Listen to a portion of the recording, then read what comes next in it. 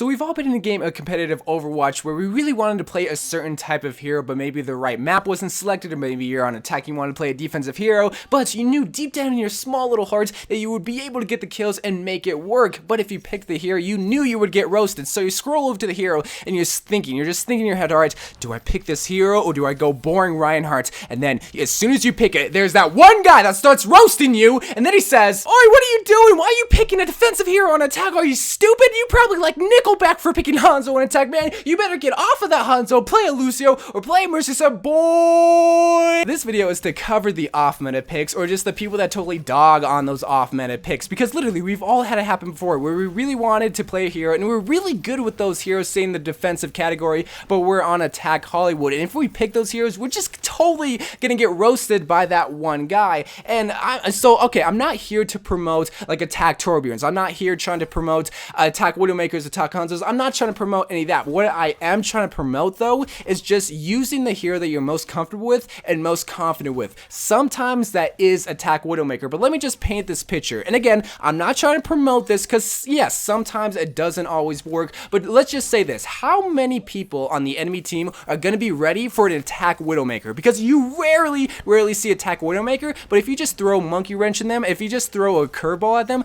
they're probably not going to get ready. And the only factor in this is if you get those key picks. Because let's say Widowmaker does go attack and you are on, like, say Hollywood, and you just get the soldier and you get the Zenyatta picks, bruh, it's a 4v6 at that point. You have numbers, and if the enemy team aren't gods, or if your team isn't just straight up potatoes, you should easily just be able to steamroll through and capture that very first point, all because the enemy team weren't ready for the attack Widowmaker. And that just kind of relates back to my number one rule of Overwatch. The number one way to win games is simply just get kills, and it's just facts. A lot of people are still going to argue like, oh my god, it takes gun skill, yeah, it takes map knowledge, but simply if you just get kills, that's going to win you the game. Now there are some factors like, oh, the Mercy res could come in, or oh, the Zenyatta, but let's just say those aren't factors. If you just simply get kills, you're going to be able to steamroll through because you have numbers, you have advantages, and all because of that Widowmaker pick, you're going to be able to stagger them just throughout the whole entire game. Because I guarantee you, again, the enemy team aren't ready for those off-meta picks to come through the game. Same thing as me, for an example. I really like to use Mei. I feel like I'm a pretty confident Mei player.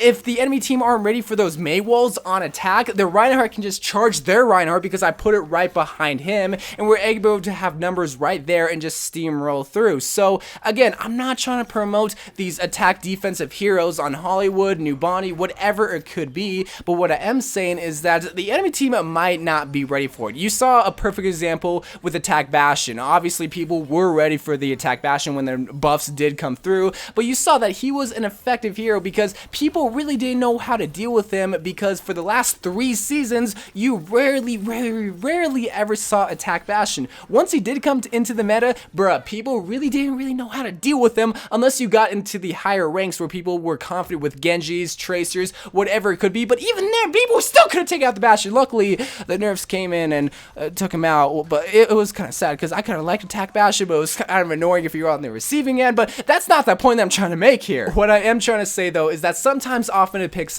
specifically defensive heroes, aren't always the worst picks. Because you saw at the beginning of the game, we had this Hanzo, right? And this Hanzo was just an awesome Hanzo. He was just getting pick after pick. I think at one point he had a quad ultimate with his dragon, so he knew what he was doing with Hanzo. But the key part was, I feel like we had a really good healers and we had really good support to help this Hanzo out, because the key part about off-meta picks is that, yes, sometimes a person that is playing like the Widowmaker or the Mei, or sometimes even the Genji to an extent, the only way that I feel like these work is if they have a good supporting line, say a good Ana, say a good Mercy, or even a good tank to help support these healers. Because if they're just going in and they're not getting supported, bro, they're just going to be able to be taken out. That's why you see oftentimes like these Genjis in these pro teams just totally team wiping people and just totally dominating the other team, all because they have a really good supporting team to help just support this Genji to help get the kills. Because if the Genji isn't supported, he's easily going to be taken out. If they don't have a confident Ryan, if they don't have a confident Mercy, Ana, Lucio, Zenyatta, just whoever to help out this Genji,